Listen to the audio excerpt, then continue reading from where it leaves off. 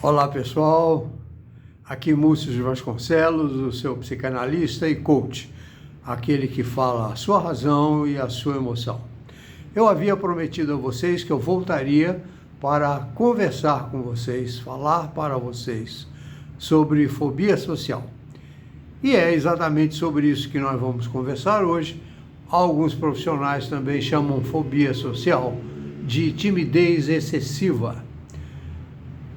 No entanto, o é mais conhecido mesmo como fobia social. O que é fobia social? É aquele tipo de pessoa que tem um absoluto receio, muito medo, tem muita ansiedade, tem efetivamente fobia mesmo, sente angústia, todas as vezes que ele tem que se apresentar em público, independentemente do tamanho de público. Muitas vezes, para essa pessoa, um grupo de 5 pessoas é uma verdadeira multidão. Um grupo de 25 ou 30 ou 50 pessoas ou 100 pessoas, então, é um ataque frontal à vida emocional dessa pessoa. A timidez excessiva, ou a fobia social, como queiram, ela é fruto de algumas variáveis. Até algum tempo, as pessoas acreditavam que fobia social ou timidez excessiva era uma decorrência, uma derivada de ações ocorridas na infância. Ações, atitudes, situações aversivas, ou seja, situações que deixavam a criança na época de uma forma humilhada, uma forma que ela não se sentia nem um pouco bem. Nos momentos atuais, a gente tem vários adjetivos para isto, não é? A gente pode falar de humilhação, a gente pode chamar de perseguição, a gente pode chamar de uma série de outros adjetivos. Mas todas as vezes que uma criança é, de alguma forma, chamada a atenção em público, ou dão risada dela por alguma coisa que ela faz, ela se sente muito mal. E isto normalmente causava e continua causando situações que geram esta fobia social ou excesso de timidez. Mas eu quero trazer a vocês uma outra variável extremamente importante e eu gostaria também de ter a ousadia, enquanto psicanalista e coach, de tirar essas situações aversivas, essas situações de humilhação, essas situações que deixam a pessoa desconcertada de alguma forma, dessa fase de criança. Quando a gente fala em criança, normalmente se fala da primeira infância, que é dos 0 aos 7 anos de idade.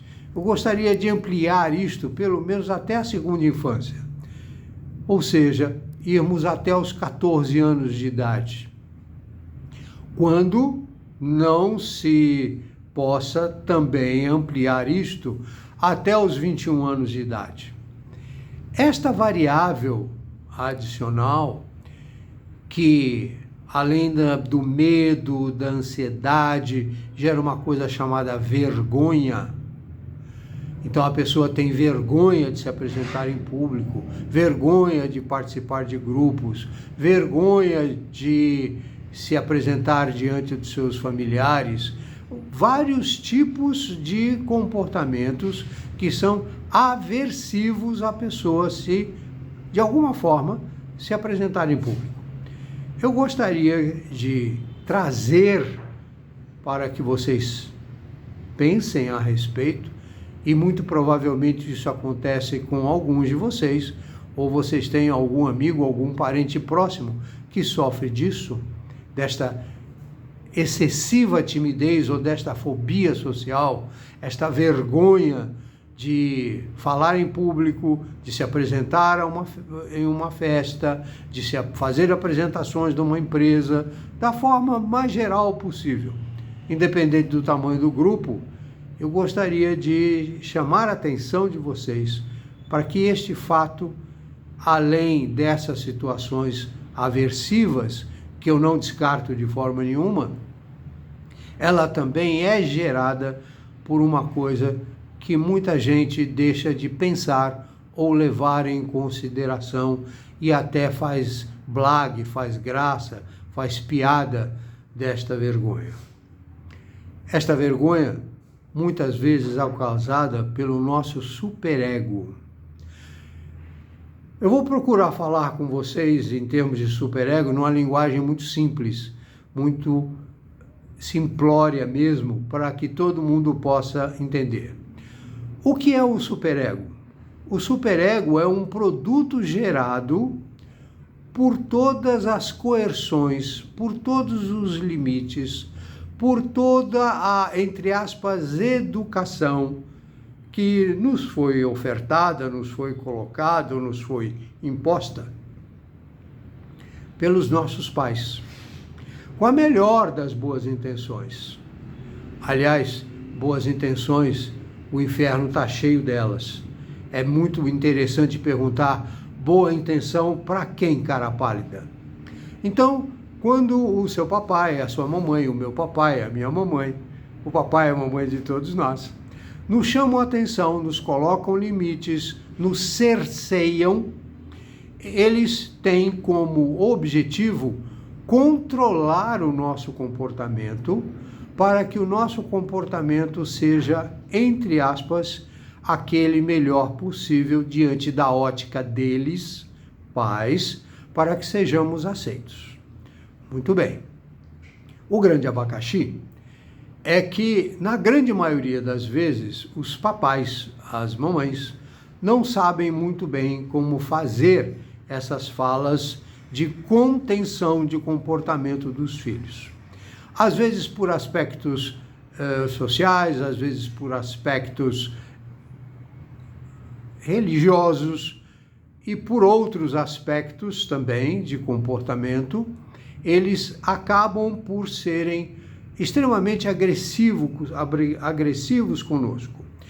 Essa série de falas conosco que não param na nossa primeira infância, elas continuam avançando pela idade dos 8 anos, dos 10 anos, dos 12 anos, dos 14 anos, né, da nossa pré-adolescência, da nossa adolescência, e às vezes isso continua, dependendo do status familiar, a acontecer até o princípio da idade adulta. E aí eu já estou falando de 18 anos, 19 anos, 20 anos, 21 anos. Então, até essa idade é possível sim você mexer negativamente com o superego deste seu filho, deste seu tutorado. Ok, esse superego, então, é o grande guardião dos seus comportamentos. O seu superego é o seu grande acusador. O seu superego é o seu grande guardrail. Então, muitas vezes, todos nós, podemos ser vítimas de pais ou de tutorados que são excessivamente cuidadosos, excessivamente zelosos, e eles nos colocam guardrails muito estreitos. E com isso é gerado em nós um superego extremamente punidor, excessivamente rígido. E com isto, independentemente da nossa idade, mesmo depois de ter nos ausentado da casa dos nossos pais, esse superego age em nós como a fala dos nossos pais, dos nossos tutores, agiam em nossa mente, em nosso comportamento, quando nós éramos crianças ou pré-adolescentes ou adolescentes ou ainda no começo da nossa juventude. Então isso faz com que você sinta medo, sinta ansiedade, sinta vergonha. A vergonha surge porque nós temos, a grande maioria de nós, e aqueles que não têm, puxa, parabéns a eles, mas a maioria de nós tem duas crenças que são altamente limitadoras. A primeira delas, e não necessariamente nessa ordem, mas a primeira delas é que você não é tão bom quanto você poderia ser em qualquer área da sua vida.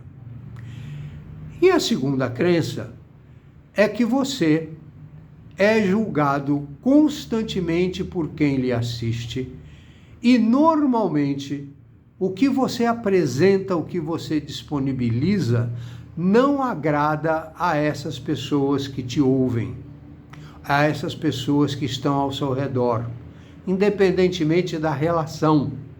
Pode ser trabalhista, pode ser amorosa, pode ser profissional, pode ser acadêmica, seja lá em que área for. Então, na sua cabeça, você sente vergonha, porque essa crença de que você acha que os outros sempre vão ter críticas ácidas a respeito daquilo que você faz, que você apresenta, que você se comporta. Antes de você se apresentar a essas pessoas, disponibilizar o seu conteúdo ou simplesmente a sua presença, na sua cabeça você já sabe que eles não vão te aprovar. E aí, quando você se apresenta, você efetivamente, na sua cabeça, imagina essa não aprovação. E quando, eventualmente, uma não aprovação completa vem por parte desse público que você, de alguma forma, se disponibiliza, fica caracterizado, então, esse processo de timidez excessiva ou de fobia social. Então, à medida que isso vai acontecendo, quando você não busca ajuda profissional, quando você não busca um psicanalista, quando você não busca um coach para te ajudar a superar essa fase, vai se cristalizando. E cada vez mais você vai parecendo uma pérola numa ostra fechada. E você vai comprando a ideia cada vez mais sobre sua inadequação, sobre a sua falta de habilidade ou de competência de você agradar de alguma forma as pessoas que estão ao seu redor, em qualquer área da sua vida.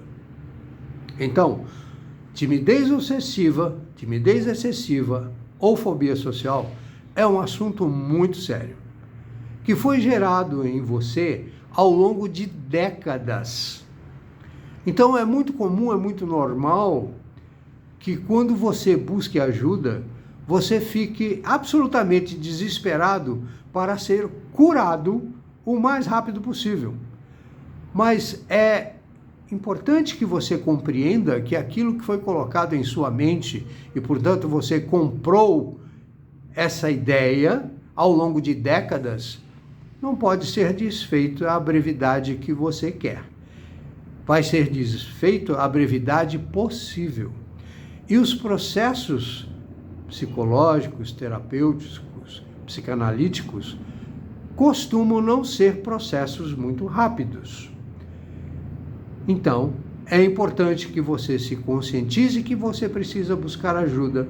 E é importante que você também saiba que não existe mágica. Aquilo que você construiu ou embutiram em você ao longo de décadas, talvez precise de alguns meses para você se livrar disto.